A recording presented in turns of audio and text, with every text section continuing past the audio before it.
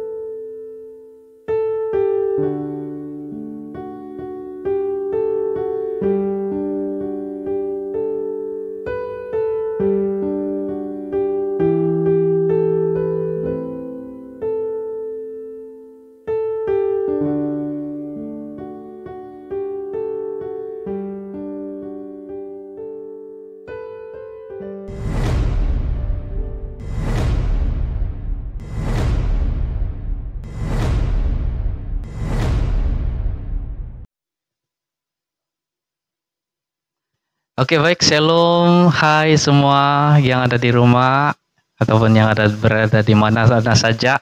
Saya harap kita semua baik-baik, dalam keadaan sehat, dalam keadaan selamat, dalam kita berjaga SOP sekarang. Jadi saya dipahamkan sekarang ini adalah musim untuk kita menerima vaksinasi. Ada yang menerima vaksinasi pertama, dos pertama ataupun kedua. Mungkin ada juga yang belum dapat. Saya galakkan semua kita minta jarum lah, sebab itu juga untuk kebaikan kita bersama, dan kita sama-sama percaya bahwa segala sesuatu itu terjadi itu adalah karena rencana Tuhan juga. Amin. Mari hari ini kita akan bersama-sama buat ibadah keluarga online. Mari kita mulai ibadah, kita punya ibadah. Mari kita berdoa, siapa pimpin kita dalam doa. Tuhan Yesus, kami mengucap syukur untuk kebaikan Tuhan dalam kehidupan kami yang begitu baik, sehingga hari ini kami masih diberikan kesempatan untuk kami mengadakan satu ibadah keluarga online ya Bapak. Kami percaya Engkau Tuhan yang menyertai kami, baik yang mendengar melalui apapun media, baik kami yang mengambil pelayanan, kami percaya Tuhan Engkau pakai kami dengan luar biasa ya Bapak. Terima kasih, kami serahkan segala sesuatu dalam tangan Tuhan. Begitu juga dengan anak-anak Tuhan yang mendengar, serahkan pikiran, hati, biarlah Tuhan Engkau yang memberkati kami Bapak. Terima kasih, ini doa kami yang kami mohon hanya dalam nama Tuhan Yesus Kristus kami berdoa dan mengucap syukur, amin. Mari kita angkat lagu pujian ini. Mari kita santai-santai, kita angkat lagu pujian ini. Begitu indah.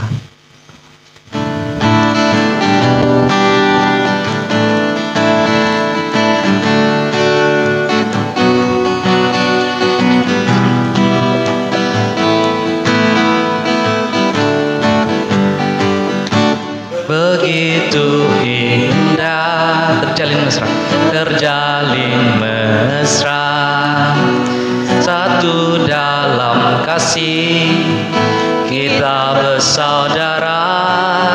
Begitu indah, begitu indah, terjalin mesra, satu dalam kasih, kita bersaudara. Di dalam kasih, di dalam kasih Yesus, kita bersaudara, tanpa ada rasa curiga dan saling terbuka. Di dalam kasih Yesus, kita bersaudara. Mari kita jalin bersama sampai Tuhan Yesus datang kedua kalinya. Sekali lagi, begitu indah, begitu indah, terjalin mesra, satu dalam kasih, kita bersaudara. Begitu indah, begitu indah, terjalin mesra, satu dalam kasih, kita bersaudara. Di dalam kasih Yesus, di dalam kasih Yesus, kita bersaudara, tanpa ada rasa curiga dan saling terbuka. Di dalam kasih Yesus, kita bersaudara. Mari kita saling bersama sampai Tuhan Yesus datang kedua kalinya. Sampai Tuhan Yesus, sampai Tuhan Yesus datang kedua kalinya. Sampai Tuhan Yesus, sampai Tuhan Yesus datang kedua kalinya. Haleluya. Begitu indah kita menjalin mesra bersama-sama, amin. Sebelum kita mendengar firman Tuhan, mari kita siapkan hati kita. Mari kita angkat lagu penyembahan ini, Kusiapkan Hatiku Tuhan.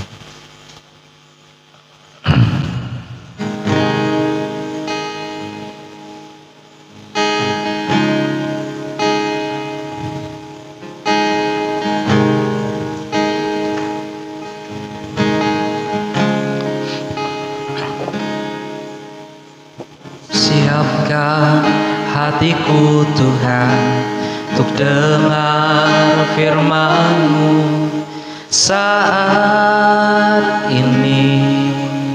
Ku sujud menyembah-Mu Tuhan, dalam hadirat-Mu saat ini. Curahkan urapan-Mu Tuhan, curahkan urapan-Mu Tuhan bagi jemaat-Mu saat ini. Siapkan hatiku Tuhan, untuk dengar firman-Mu.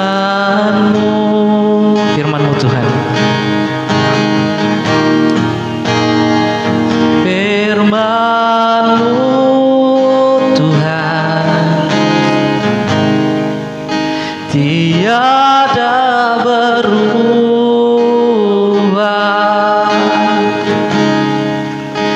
Dahulu, sekarang, selama-lamanya tiada berubah.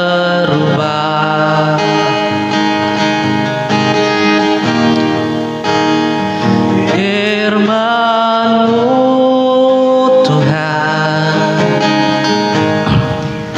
penolong hidupku.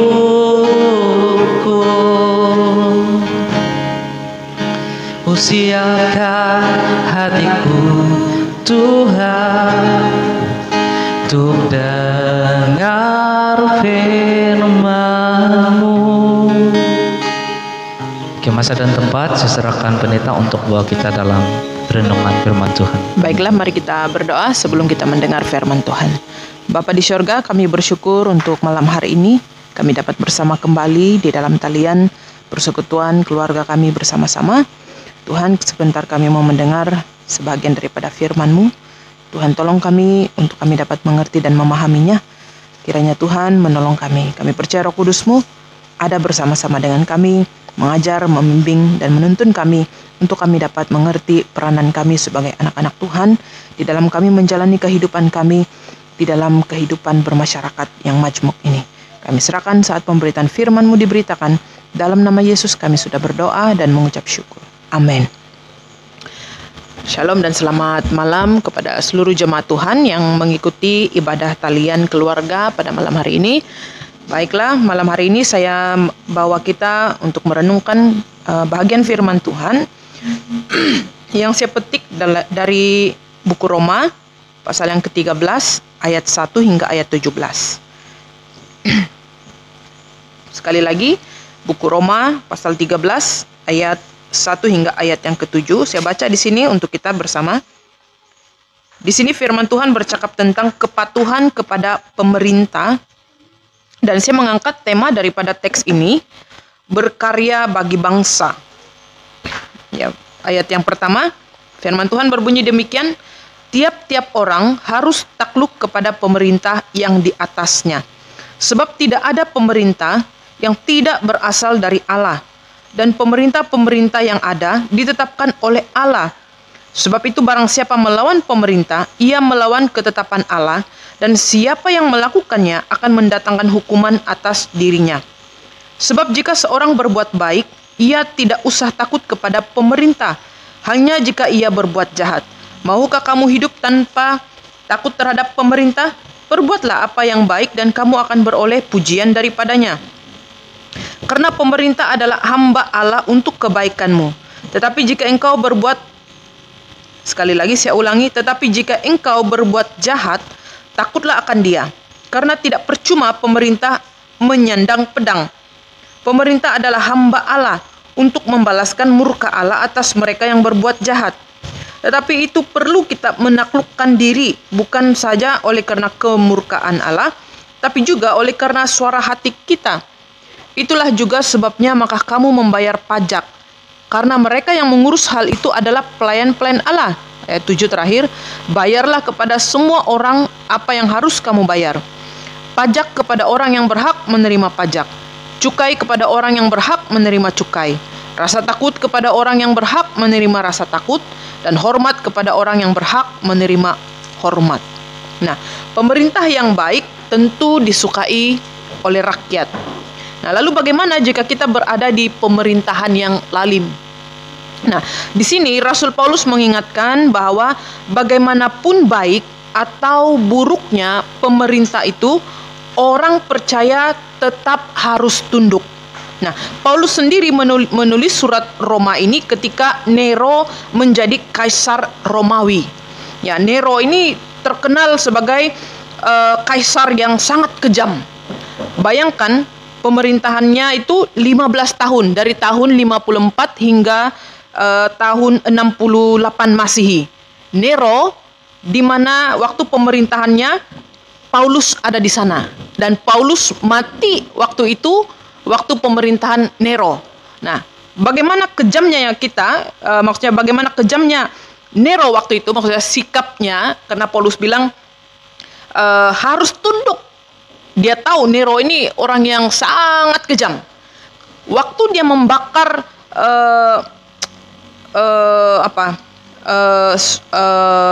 bangunan Roma waktu itu, dia yang bakar. Tapi dia ingin menutup kesalahannya. Dia coba menunding jari kepada orang lain. Dia menjatuhkan kesalahan itu kepada rakyat-rakyatnya. Lihat betapa kejamnya waktu itu pemerintahan Nero ya. Dia sangat kejam karena dia sudah dilatih dan melihat teladan daripada orang tuanya. Kalau kita lihat pemerintahan waktu Bapak Nero juga bukan kaleng-kaleng kejamnya. Dia juga suka memperalatkan dan juga kejam terhadap masyarakat waktu itu. Dan ibunya sebagai ratu juga sangat kejam. Ibunya juga seorang yang gila kepada kekuasaan, tamak, semua ada. Boleh dikatakan semua ada. Orang tua, baik itu bapak ataupun ibu Nero, dua-dua memiliki sikap yang tamak, sangat cinta kepada kekuasaan, sangat cinta uang dan semuanya, segala-galanya. Jadi Nero mewarisi ataupun sudah memiliki suatu pikiran yang ditanam oleh orang tuanya. Kekejamnya Nero ini, dia sendiri telah membunuh ibunya. Karena apa? Karena dia bilang, Nero bilang, dia lihat karena ibunya juga tamak, Nero dalam usia 17 tahun diangkat menjadi kaisar. Ini hasil daripada ketamakan ibunya waktu itu. Jadi dia diangkat menjadi kaisar, pemimpin waktu itu karena ketamakannya. Dia mau anak dia mendapat kekuasaan yang tinggi. Jadi setelah Nero semakin lama semakin membesar, dewasa dan mulai mengerti, dia melihat ibunya di sana agak terancam. Maksudnya dia terancam dengan kedudukannya, lalu dia membunuh ibunya. Yang lebih dahsyat lagi, kalau kita lihat kejahatan Nero, dia buat satu cerita di mana ibunya mau membunuh dia.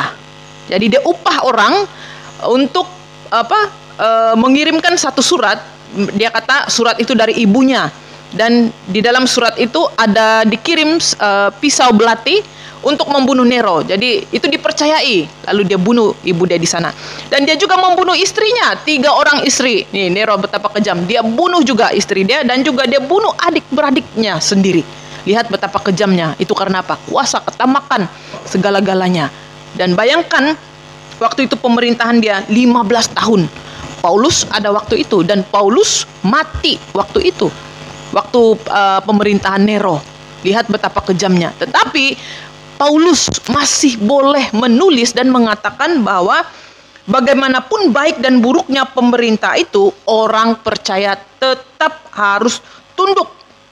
Ini Paulus sendiri menulis surat Roma ini. Dia memberi peringatan kepada orang-orang di Roma supaya bersikap ataupun harus tunduk. Nah, bersikap bagaimana kita sebagai orang Kristen dapat bersikap terhadap pemerintah sekejam Nero ini. Ya. Jadi apa alasan Paulus untuk mengatakan hal ini? Yang pertama, ayat yang pertama itu, tiap-tiap orang, Paulus bilang, harus takluk kepada pemerintah yang di atasnya, sebab tidak ada pemerintah yang tidak berasal daripada Allah. Nah, jika pemerintah itu jahat, maka Allah sendiri yang akan menumbangkan pada waktunya. Kita tidak boleh pandai-pandai mengambil keputusan sendiri untuk mau menumbang pemerintah itu, karena Allah yang memilih mereka sekalipun mereka belum percaya. Bayangkan kejahatan Nero waktu itu.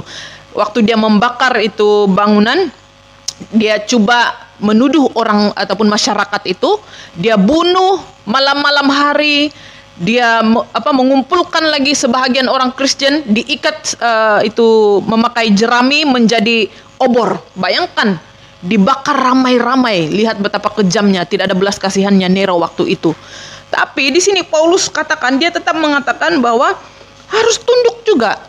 Bagaimana kita sebagai rakyat kalau kita di zaman Nero waktu itu? Mesti kita juga rasa tidak tidak sabar dan sebagainya. Mungkin saya tidak tahu, tapi apa yang pasti di sini Paulus ada alasan, karena biar Allah sendiri yang menumbangkan waktunya sendiri. Nah, Allah saja yang berhak menghakimi semua pemerintah, baik yang itu baik ataupun dia jahat. Selain itu, waktu untuk menjatuhkan bangunnya pemerintah bukanlah daripada manusia, melainkan daripada Allah sendiri. Maka enggan untuk takluk pada pemerintah berarti melawan ketetapan Allah. Ayat yang kedua berkata di sini, sebab itu barang siapa melawan pemerintah, ia melawan ketetapan Allah, dan siapa yang melakukannya akan mendatangkan hukuman atas dirinya. Maka enggan untuk menakluk kepada pemerintah itu berarti melawan ketetapan Allah.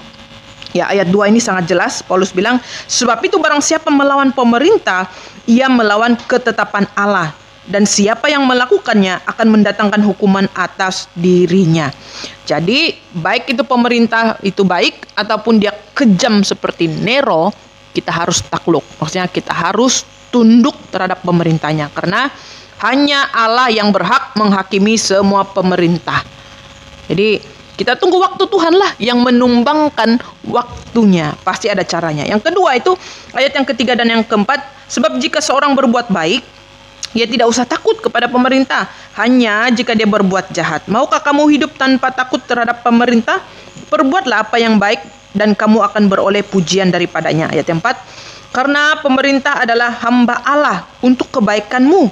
Lihat di sini dia katakan, karena pemerintah adalah hamba Allah untuk kebaikanmu. Lihat Paulus betapa tunduknya dia terhadap pemerintah, sampai dia boleh-boleh cakap begini, karena pemerintah adalah hamba Allah untuk kebaikanmu. Tetapi jika engkau berbuat jahat, takutlah akan dia, karena tidak percuma pemerintah menyandang pedang. Pemerintah adalah hamba Allah untuk membalaskan murka Allah atas mereka yang berbuat kejahatan. Pemerintah diberikan oleh Allah untuk menjamin keteraturan dan kemakmuran rakyat. Itu berarti pemerintah menjadi alat Allah untuk memastikan keadilan bagi rakyat. Nah, betapapun korupsinya sebuah pemerintah, tetap lebih baik daripada tidak ada pemerintah. Betul atau tidak? Ya, jadi oleh sebab itu seharusnya kita terus berdoa supaya Allah bekerja melalui pemerintah untuk mewujudkan keadilan dan juga kebenaran.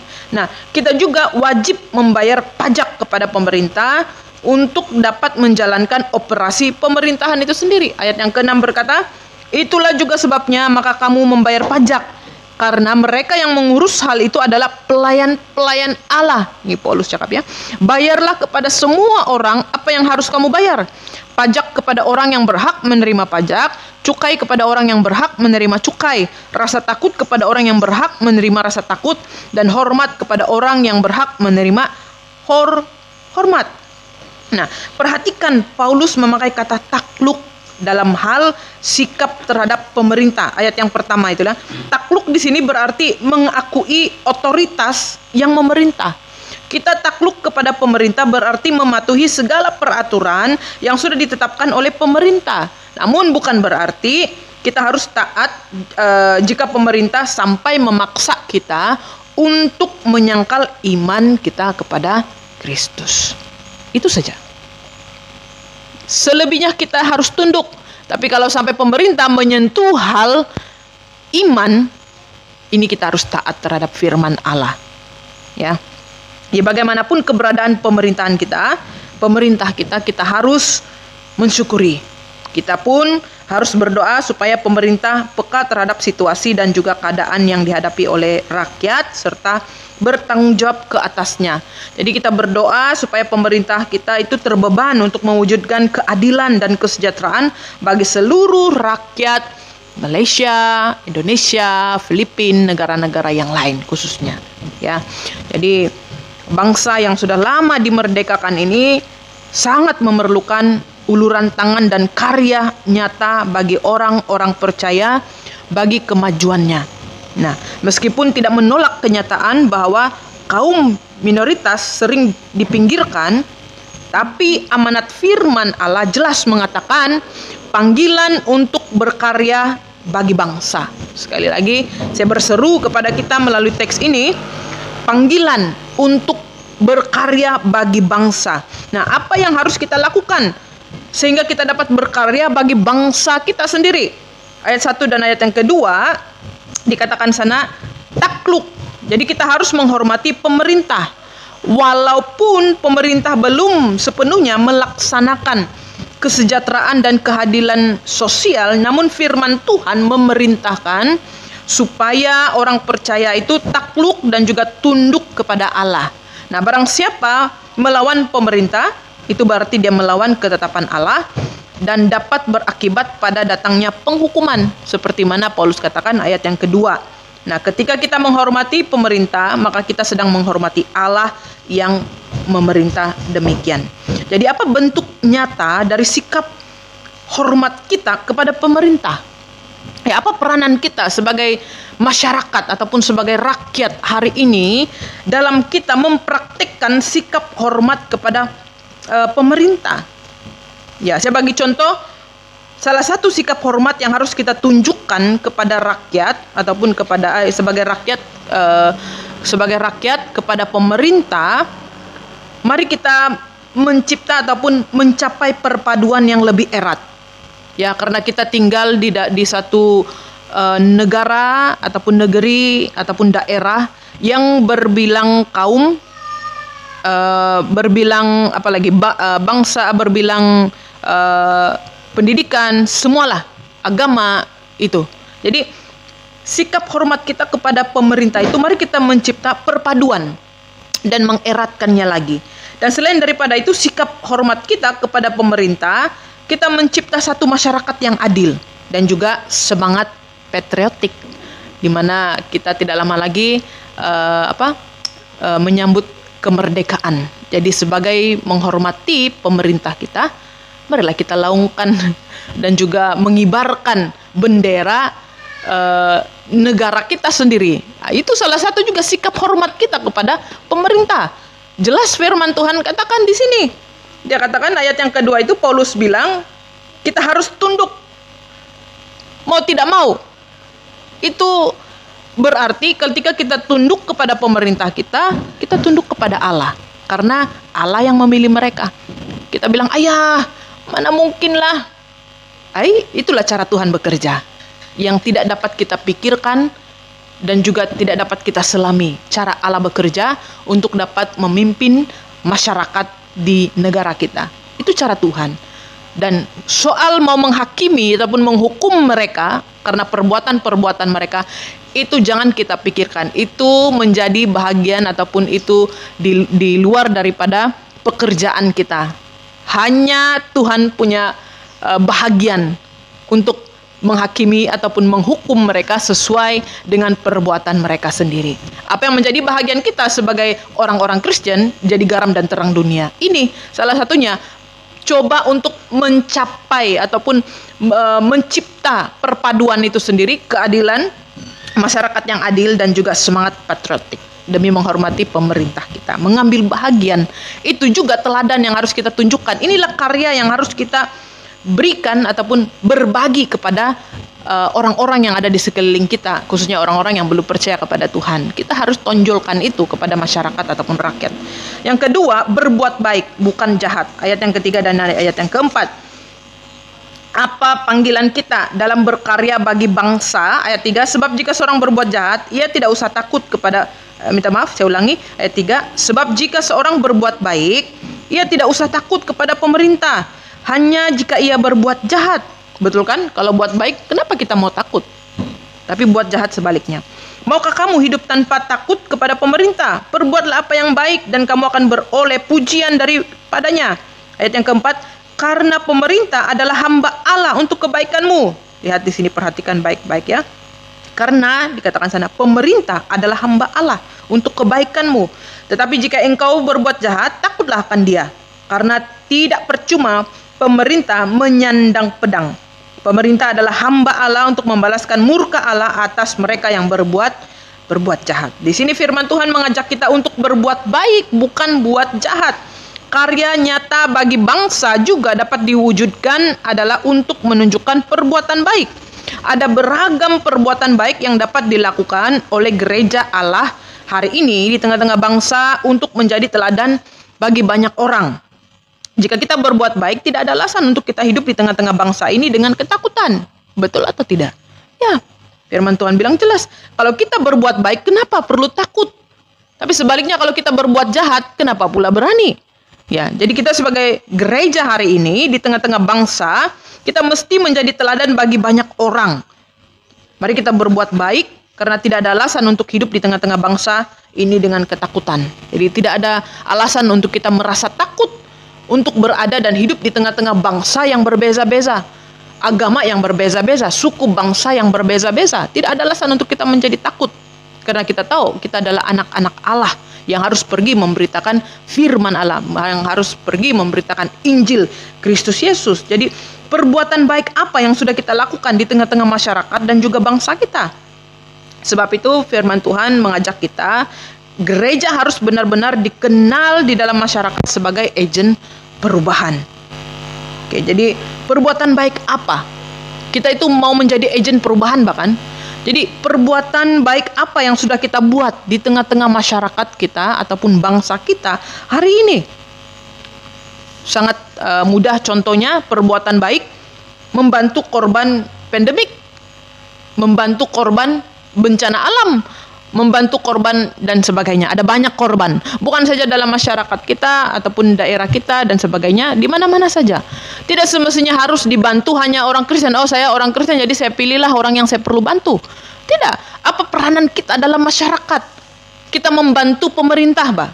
Jadi inilah menjadi bahagian kita sebagai anak-anak Tuhan. Karena itu perbuatan baik itu bukan hanya dilakukan hanya bagi orang-orang yang percaya.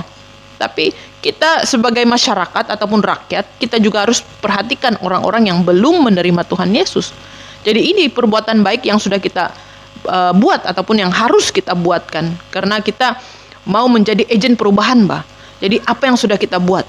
Dan apakah kita sudah dikenal sebagai anak-anak Tuhan yang mengambil peranan sebagai masyarakat yang dimana kita membantu pemerintah kita, mungkin karena mereka tidak dapat melihat skup yang besar ataupun skup yang kecil, jadi kitalah sebagai rakyat mengambil bahagian itu sendiri. Apalagi di musim pandemik ini, apa peranan kita sebagai bangsa, sebagai rakyat, sebagai masyarakat hari ini? Apakah kita sudah membantu korban-korban pandemik ataupun korban bencana yang lain-lain?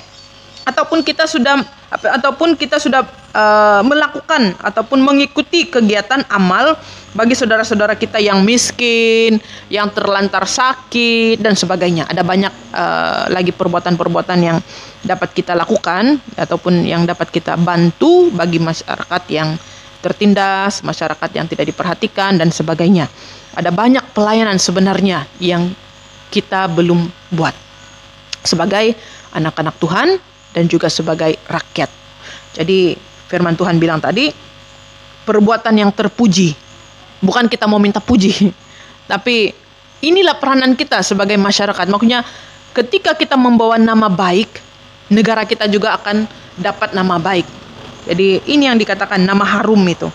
Yang ketiga, terakhir, ayat yang ke-6 dan ayat yang ke-7 bercakap tentang menjalankan kewajiban sebagai pembayar pajak. Nah, karya nyata lainnya yang diamanatkan oleh firman Allah dalam bagian ini adalah untuk taat membayar pajak kepada pemerintah. Nah, tentu ini adalah suatu tantangan ataupun cabaran tersendiri, apalagi mengingat tingkat korupsi atau penyelewengan pajak yang masih sering terjadi di negara kita. Nah, ketaatan kita diuji dengan kenyataan-kenyataan yang terpapar seperti ini. Saya tidak mau bayar karena ada banyak korupsi, ada banyak penyelewengan. Jadi caranya bagaimana untuk mengelak daripada pajak? Buatlah penipuan-penipuan dan sebagainya. Karena mengelak daripada membayar pajak. Kamu tahu ataupun kita tahu apa fungsi pajak itu? Pajak itu dijadikan alat untuk memasukkan dana secara optimal ke bank negara berdasarkan undang-undang pajak. Pajak itu berfungsi ataupun digunakan untuk membiayai semua keperluan umum, termasuk untuk membiayai pembangunan sehingga itu dapat meningkatkan pendapatan masyarakat. Dan pajak itu juga merupakan sumber utama penerimaan negara. Ya, jadi sebab itu pajak itu bukan sewenang-wenangnya juga. Ada fungsinya pajak itu. Tapi itulah karena berita-berita di mana Malaysia kita ataupun negara kita ini tinggi korupsi dan sebagainya. Tapi di mana firman Tuhan mengingatkan kepada kita harus juga membayarnya. Karena ini juga sebagai suatu tanda ketaatan kita kepada pemerintah. Sebab itu Paulus bilang, biar Tuhan saja yang melakukan ataupun menjalankan tanggung jawabnya untuk menghukum ataupun menghakimi para pemerintah yang mungkin tidak baik. Apa yang menjadi bagian kita sudah kita jalankan, yaitu harus membayar pajak, taat apa yang sudah diperintahkan, laksanakanlah. Kalau disalahgunakan, itu biar Tuhan yang bekerja. Jadi kita sebagai anak-anak Tuhan, mari kita tetap taat. Sebagaimana kejamnya pun pemerintah kita mungkin, apa yang menjadi bagian kita yang terbesar adalah mendoakan mereka. Tetap mendoakan mereka agar rakyat mendapat keadilan, rakyat diperhatikan dan sebagainya. Ini yang menjadi tanggung jawab dan juga peranan kita sebagai anak-anak Tuhan pada hari ini. Jadi marilah kita merancang mulai saat ini untuk beraksi bersama-sama dalam kelompok untuk bekerja berbakti ataupun berbagi bakul makanan atau juga pelayanan kita di panti asuhan, di badan-badan kebajikan anak yatim, ibu tunggal, apalagi banyaklah badan-badan yang yang memerlukan bantuan orang-orang yang memerlukan. Jadi mari kita sebagai anak-anak Tuhan merancang apa pelayanan yang dapat kita lakukan sebagai anak-anak Tuhan dan juga sebagai masyarakat, tanggung jawab kita sebagai masyarakat hari ini. Jadi seperti mana firman Tuhan berkata dan mengingatkan kepada kita, seburuk manapun pemerintah kita harus tunduk. Jadi menjadi bagian kita berdoa. Paulus juga melakukan hal yang sama. Dia juga ditindas waktu itu. Orang-orang Kristen juga tidak kurangnya penindasan terjadi waktu Kaisar Nero yang memerintah. Kejamnya bukan alang-alang, tapi mereka tetap tunduk karena mereka tahu pekerjaan Tuhan pasti akan berlaku ke atas pemerintah-pemerintah yang tidak bertanggung jawab. Jadi menjadi bagian kita, mari kita berdoa, mendoakan pemerintah supaya bertindak lebih bijaksana lagi. Yang sangat penting adalah kiranya ada pemerintah yang mengenal Tuhan Yesus, biarlah mereka dipakai dengan lebih berani lagi untuk dapat menjadi teladan bagi pemerintah-pemerintah yang lain. Jadi yang menjadi peranan kita sebagai anak-anak Tuhan menjadi pendoa. Ya, Tuhan memberkati kita melalui firman Tuhan ini. Kiranya kita dikuatkan dan marilah kita menjalani peranan kita sebagai rakyat ataupun masyarakat di setempat. Mari kita menjalankan peranan kita sebagai anak-anak Tuhan dan sebagai masyarakat untuk memperhatikan di antara satu sama yang lain. Tuhan memberkati kita. Mari kita berdoa. Bapa di syurga, kami bersyukur untuk firman Tuhan malam hari ini yang sudah kami renungkan, yang mengajak kami untuk tunduk kepada pemerintah. Sekalipun mungkin ada banyak kelemahan yang dilakukan oleh pemerintah kami, tapi kami mau tetap mengerjakan apa yang menjadi tanggung jawab kami, karena firman Allah mengajar kami untuk tetap tunduk dan melakukan menjadi bagian kami, karena di sana kami dapat menjadi teladan bagi rakyat dan juga pemerintah. Karena melalui itu, nama Tuhan dipermuliakan. Berkati kami semua yang sudah mengikuti ibadah online ini. Dalam nama Yesus kami berdoa. Amin. Kembalikan kepada pemimpin. Oke, baik. Terima kasih pendeta sudah bawa kita dalam renungan. Siapapun pemerintah kita yang memerintah kita di negara kita, kita harus bersyukur karena itu semuanya datang daripada Tuhan. Mari kita sambut firman Tuhan sebentar tadi. Mari kita angkat lagu pujian ini, Ku Mau Cinta Yesus.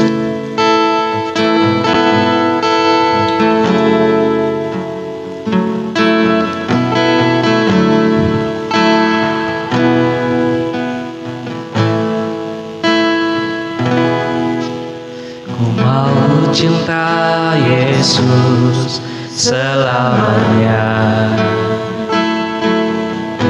Ku mau cinta Yesus selamanya.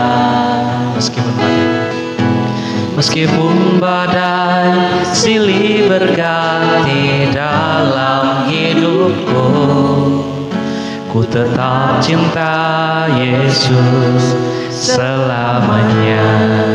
Ku mau cinta Yesus. Ku mau cinta Yesus selamanya. Ku mau cinta Yesus selamanya. Meskipun badai silih berganti dalam hidupku, ku tetap cinta Yesus selamanya. Ya Aba, ya Bapa. Ya Aba, Bapa, ini aku anakmu, layakkanlah seluruh hidupku. Ya Aba, Bapa, ini aku anakmu, pakailah sesuai dengan rencanamu. Pakailah sesuai dengan rencanamu. Pakailah sesuai dengan rencanamu. Sekarang kita masuk dalam doa syafaat. Sekali lagi saya minta kesediaan pendeta untuk doa kita dalam doa syafaat. Baik, kita masuk dalam doa syafaat. Kita berdoa bersyukur bagi firman Tuhan yang sudah kita renungkan bersama pada malam hari ini. Kita berdoa juga bagi seluruh iman jemaat Tuhan di Pekan, Parong, dan juga Gana.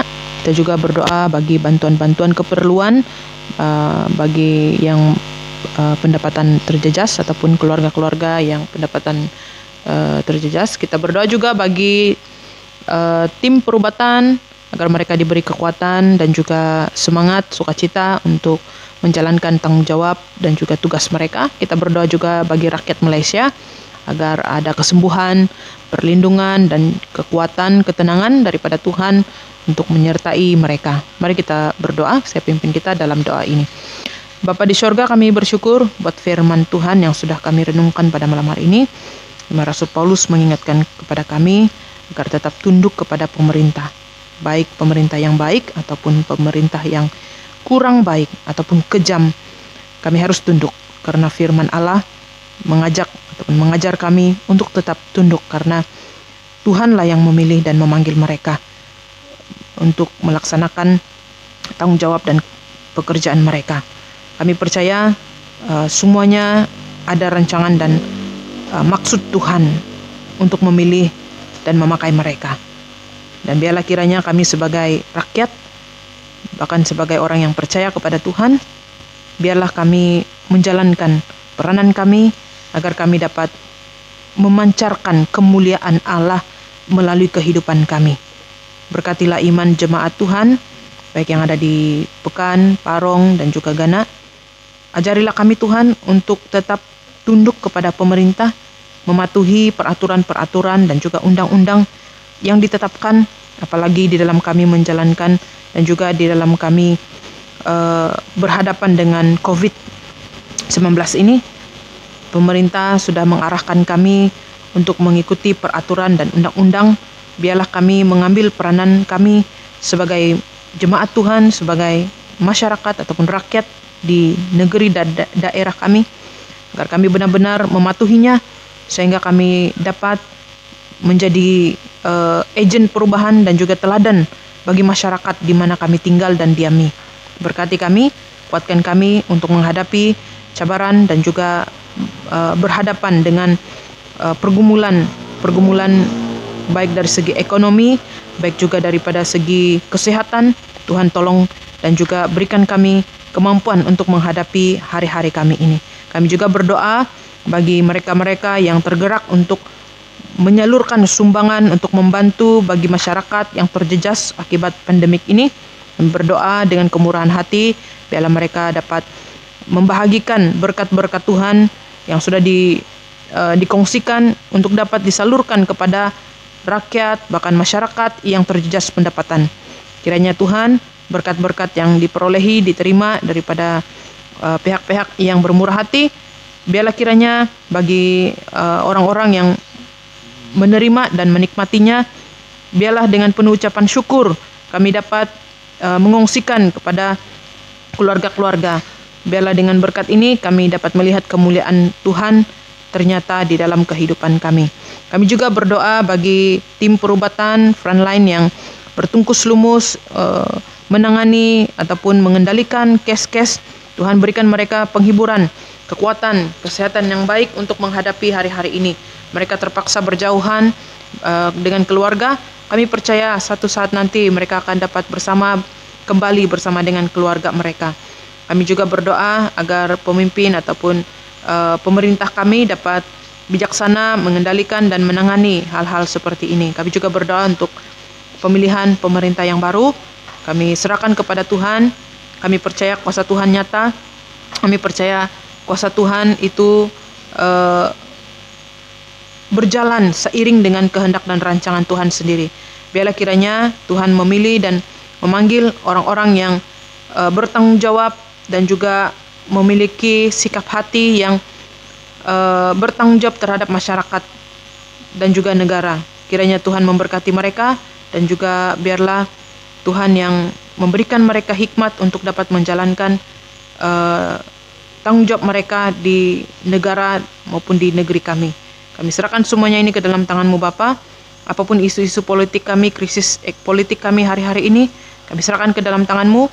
Biarlah setiap rakyat, masyarakat berada dalam keadaan yang tenang dan juga menghadapi hari-hari kami dengan penuh kekuatan yang daripada Tuhan sendiri. Ini doa syafaat kami Tuhan yang kami naikkan di hadapan Tuhan. Tuhan memberkati juga ekonomi jemaat Tuhan dan masyarakat.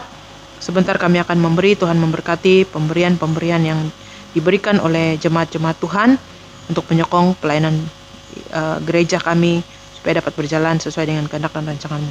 Ini doa kami Bapa, dalam nama Yesus kami berdoa dan mengucap syukur. Amin. Oke, terima kasih Pendeta. Untuk pengetahuan semua, itu persembahan kasih. Siapa yang ada kerinduan untuk memberi, bolehlah terus transfer di akun gereja ataupun melalui cash money bagi terus dengan majelis gereja ataupun pendeta sendiri ataupun bendahari ataupun penatua. Sebelum kita masuk dalam doa penutup dan doa Bapa kami, mari kita angkat satu lagu pujian. Hari ini kurasa bahagia.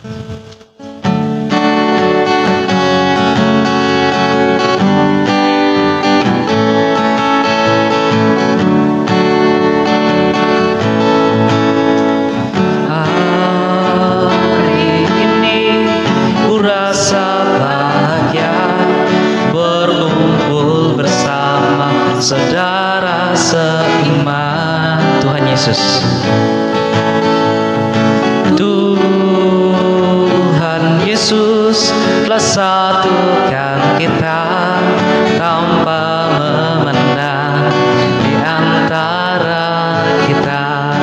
Bergandengan tangan, bergandengan tangan dalam kasih, dalam satu hati, berjalan dalam terang kasih Tuhan. Katakan kau selamat. Kau sahabatku dan kau saudaraku, tiada yang dapat memisahkan kita semua. Sahabatku dan kau saudaraku, tiada yang dapat memisahkan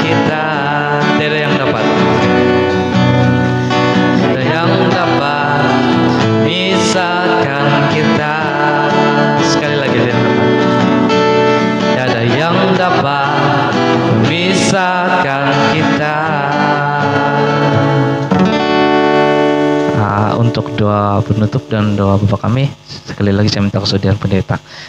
Baiklah, kita akhiri ibadah kita malam hari ini dengan doa Bapa kami. Mari kita ungkapkan bersama. Bapa kami yang di syurga, dikuduskanlah namamu, datanglah kerajaanmu, jadilah kehendakmu di bumi seperti di syurga. Berikanlah kami pada hari ini makanan kami yang secukupnya, dan ampunilah kami akan kesalahan kami, seperti kami juga mengampuni orang yang bersalah kepada kami. Dan janganlah membawa kami ke dalam pencobaan, tetapi lepaskanlah kami daripada yang jahat, karena Engkaulah yang mempunyai kerajaan dan kuasa dan kemuliaan sampai selama-lamanya. Amin. Ibadah kita selesai. Tuhan memberkati semua jemaat Tuhan yang berada di talian. Bye.